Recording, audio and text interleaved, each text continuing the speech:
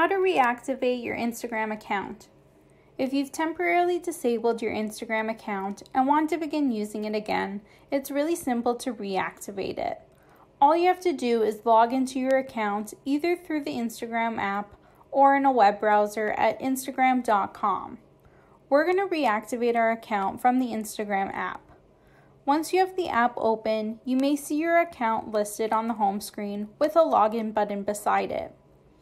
This appears if Instagram has saved your login information, and you can click it to quickly log into your account. If this doesn't appear for you, you can select Log into my account or Log into another account, which appears at the bottom of your screen. Then enter your login details and click Login.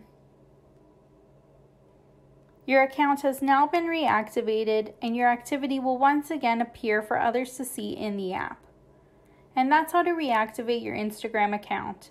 If this video helped you, let us know by liking it or commenting below, and don't forget to subscribe for more how-to instructional videos.